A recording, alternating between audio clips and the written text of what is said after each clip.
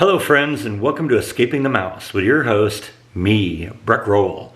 Alright, today we are going to start a multi-video segment where I'm going to do my first major woodworking project in this house.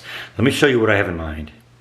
If you've been watching the live streams, periodically I've mentioned that I wanted to put a table that was going to run the entire length of this wall. And I've done something similar to this in the past in my house in California. One of the problems I always had in the house in California is that there was never enough kitchen counter space. So at one point, when I started messing around with a little woodworking, I built a counter that went on one of the walls in my kitchen that basically doubled the counter space that I had in there. It was a nice like serving platform and stuff like that. So when I'd have guests over, you know, I could put food, I could put dishes, all that kind of stuff on it.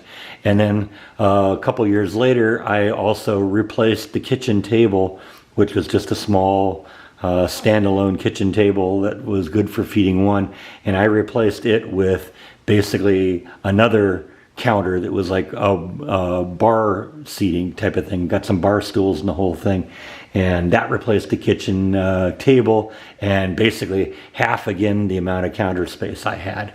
Well, I want to do something similar to that here and kind of want to get rid of this table here. This is an old table that I've had for many years. It was something I inherited from my parents. It was a card table type thing that they had in their house in California.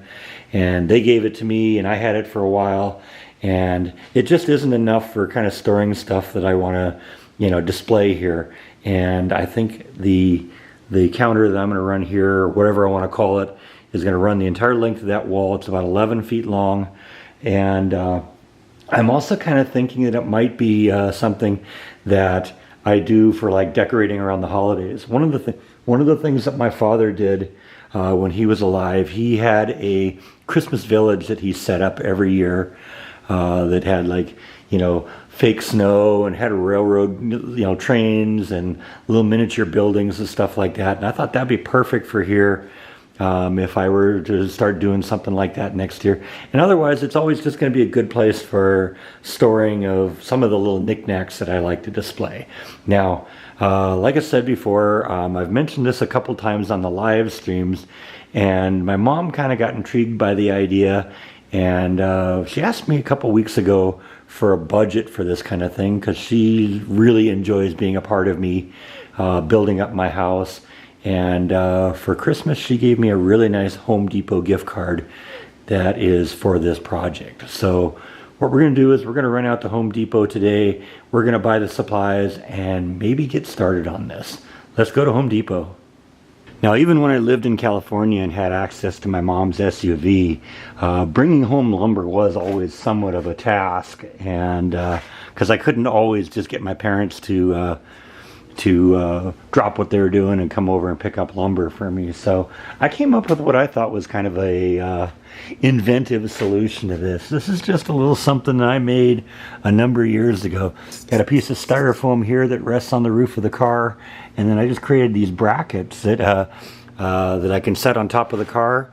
And I set the lumber on the brackets, use a couple ratcheting straps to connect it down, and that was actually kind of a cool way to get stuff home. So it enabled me to get home, you know, several sheets of plywood, or in this case 11 and 12 foot chunks of lumber. So, you know, I pulled the brackets out, and they still work well. And actually they weren't even designed with this car in mind, they were designed with another car in mind. But you know what, they still work, and I succeeded in getting these home from Home Depot. So anyway, there is the lumber that we have for this project, and I'm going to unload it now, and I'll kind of give you an idea what I want to do with this. Alright, so these are going to be the raw parts of my project here. Basically, I'm going to put these end to end, and they'll become kind of the base or the underside of the platform, something you won't see.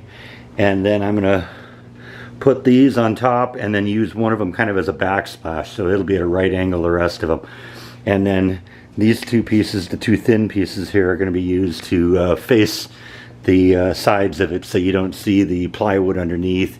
And I'll cut those to size and round them off, and I'll kind of assemble it a little bit here, kind of show you what we're talking about. So yeah, that's sort of what it'll look like here. Obviously, once I get these pieces laminated to the top of the plywood, I'll trim the plywood off so it's flush with this piece. I'll trim the plywood here so it's flush with this edge. We'll attach this to the side of it, route it off so it's nice and smooth. Do the same thing over here. Cut it off flush there, have the backsplash going that way. And then half of that piece of the lumber there will be on this side where it's cut off flush. You'll kind of get the idea as we go along, but this is kind of the idea. I've done this a number of times with other things. And then ultimately that whole piece will go in and hang on the wall. Now I haven't been able to find the brackets yet that I want to hang it on the wall. They had some shelf brackets at Home Depot, but it didn't seem to me that they were sturdy enough to hold this kind of weight. This thing will probably weigh about 200 pounds when it's done, so I need to have some pretty substantial brackets to hold everything together. You know, maybe even something like this. But you know, these even aren't large enough or sturdy enough to handle it, so I'm gonna have to hunt around for that. But that's basically what we're gonna look like over the next few days, and I think we'll probably start getting going right now here. First thing I think I want to do is I want to laminate the first piece onto the piece of plywood. But before I do that, since the plywood is actually in two pieces with a seam going down the middle here, what I want to do is cut it down more to size, because right now this is a 4x8 piece of plywood that's been cut into a 2x8 piece of plywood, into two 2x8 pieces of plywood, which I've got end to end, but I only need it to be about 11 feet long because that's the space that we're going to fill. So I want to cut off here, and in the past when I've done this kind of thing, rather than leaving a straight line this way, I've done kind of about a 45-degree cut. That just makes it stronger a little bit when we're assembling everything. So I think that's going to probably be the first thing I'm going to do, is I'm going to cut the edges off, and let's get the base plate, this part here, cut to basically the length and width that we're going to go for. So that's, I think, going to be the first thing. Let's get this oak out of the way, and we'll start working on that. Alright, so I've made my first 45-degree angle cut, and I've joined the two pieces together temporarily. What I'm going to do now is, this piece is about 13 feet long now. I need it to be about 11 feet long.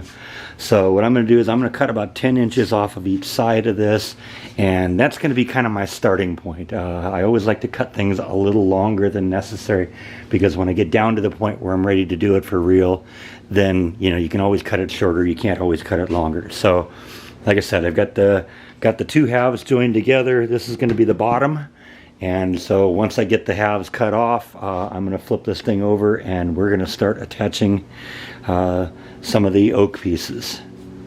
Alright, so I've shaved this thing down about 10 inches on each side, 10 inches on that side, 10 inches on that side.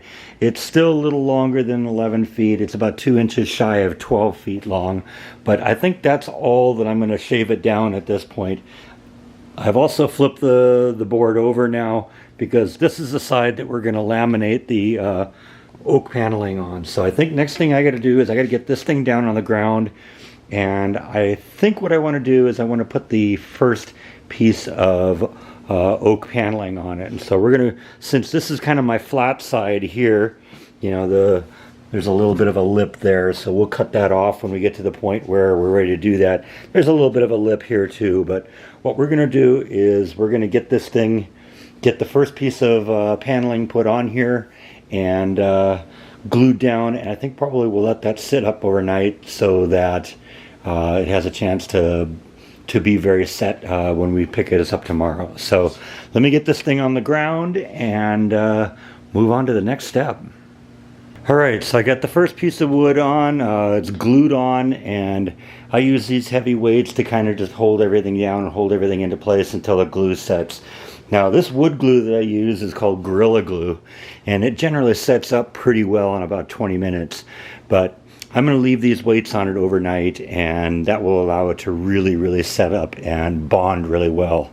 So I think tonight my car is going to live in the driveway. That's just the way it is. So I think that's all that I have for today. Thank you as always for watching. Come back next time and we will continue this, and hopefully we're going to be able to turn this into something that'll be really nice. Thank you for watching, and I'll see you next time. Good night.